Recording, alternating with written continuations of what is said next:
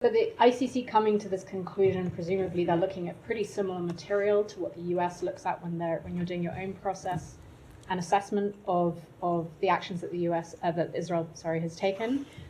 So if they are looking at open source evidence and that kind of thing, is the US, can you say whether you're confident in the process that the ICC uses to get to its conclusion, or so I don't have any confidence in the process that they use to get to conclusion in this case. In fact, quite the opposite.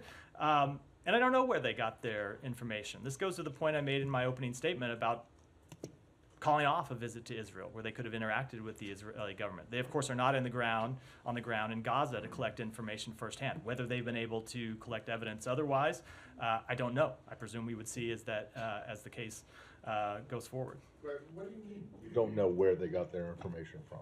A lot of it's open source. That's so my point is. Do they have to go to Israel to figure out what public comments from Israeli officials? It is not just so. Whenever you're conducting a case, it's not just a question of public comments. I would think, if you were going to bring a case of this nature, you might want to go to the Israeli government and say, "Okay, we have concerns." Hold on, let me just. We have concerns. We have concerns about. You're sure that they didn't? We have concerns about the following things. Why don't you brief us on your ongoing investigations? And you know that they didn't. I know they have not conducted a full, complete process to that regard. There was a trip that was scheduled to go through some of these questions. That trip, that trip has been in. Whether they've conducted some limited review, I will let the Israeli government speak to that. I know that they have not.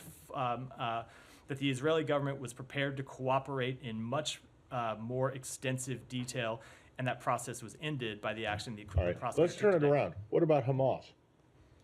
I don't think Hamas was going to cooperate with an investigation. No, if that's the question. So they don't need to go to Gaza and talk to Sinwar and who's the other guy? I can't remember. Yeah, and they don't need to go to Doha, but they do need to go to Israel.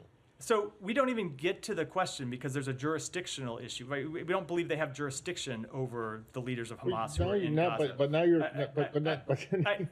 We have more than one concern about this case. I get that, but so I would say if you. But if they don't have jurisdiction, then why are you saying that they should have gone to Israel? Because Israel is not a member of the court, and you are not a member of the court. So why should they go to Israel?